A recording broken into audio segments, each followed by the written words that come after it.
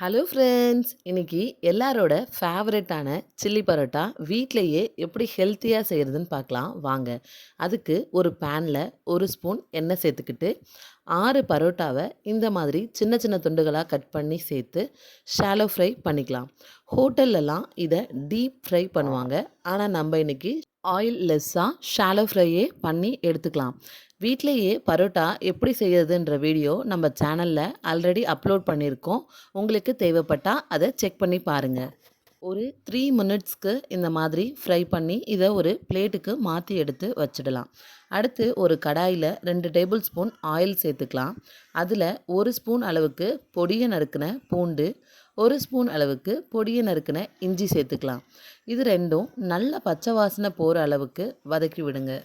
அடுத்து 2 பச்சை மிளகாவை இந்த மாதிரி சின்ன சின்னதாக கட் பண்ணி சேர்த்துக்கலாம். அது கூடவே ஃப்ளேவருக்காக கொஞ்சமாக கறிவேப்பிலை இலைகளையும் சேர்த்து நல்லா தாளித்து விட்டுறலாம். இன்றைக்கி நாம் செய்ய போகிற சில்லி பரோட்டா 2 பேர் தாராளமாக சாப்பிடலாம். நீங்கள் உங்கள் தேவைக்கு ஏற்ற மாதிரி அளவுகளை சேர்த்துக்கோங்க. கூடவே 2 பெரிய வெங்காயத்தை இந்த மாதிரி பெட்டல்ஸாக கட் பண்ணி சேர்த்துக்கலாம். இது ரொம்ப வதங்கணும்னு அவசியம் இல்லை. க்ரன்ச்சியாக இருக்கிற மாதிரி லைட்டாக இதை வதக்கி விட்டுக்கலாம். சாப்பிடும்போது வெங்காயம் க்ரன்ச்சியாக இருந்தால் தான் சில்லி பரோட்டா நல்லா டேஸ்ட்டாக இருக்கும்.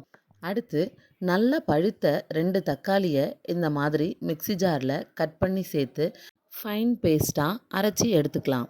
பாருங்கள், வெங்காயம் இந்த அளவுக்கு வதங்கியிருந்தாலே போதுமானது.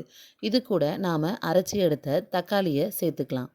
தக்காளியை லைட்டாக வதக்கி விடுங்க. இது கூடவே ஒரு பெரிய சைஸ் குடமிளகாவை இந்த மாதிரி சின்ன சின்னதாக கட் பண்ணி எடுத்திருக்கேன். வெங்காயம் கட் பண்ணோம் இல்லைங்களா, சேம் அதே மாதிரி கட் பண்ணி போட்டால் பார்க்க ரொம்பவே அழகாக இருக்கும். குடமிளகா ரொம்ப வதங்கி வரணும்னு அவசியம் இல்லை. ஜஸ்ட் ஒரு நிமிஷத்துக்கு லைட்டாக வதக்கி எடுத்துக்கலாம். அதுவுமே க்ரன்ச்சியாக இருந்தால் தான் நல்லாயிருக்கும். இதில் 1/2 ஸ்பூன் அளவுக்கு தனி மிளகாத்தூளும் 1/2 ஸ்பூன் அளவுக்கு கரம் மசாலாவும் சேர்த்துக்கலாம். இதை நல்லா எண்ணெயிலேயே பச்சை வாசனை போகிற அளவுக்கு நல்லா வதக்கி விட்டுக்கலாம். இப்போது இது கூட 1 ஸ்பூன் அளவுக்கு சோயா சாஸ் சேர்த்துக்கலாம். 1 ஸ்பூன் அளவுக்கு டொமேட்டோ சாஸ் சேர்த்துக்கலாம்.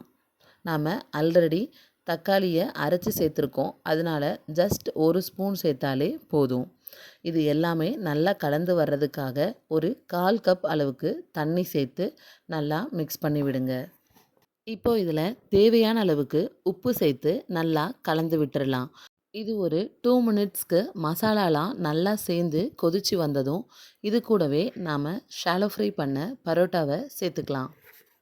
மசாலா ஃபுல்லாக பரோட்டாவில் நல்லா அப்சர்வ் ஆகி வர்றதுக்காக இதை நாம் நல்லா மிக்ஸ் பண்ணி வதக்கி விட்டுக்கலாம். இது கூடவே நாம் ஒரு 1/2 ஸ்பூன் அளவுக்கு சர்க்கரை சேர்த்துக்கலாம்.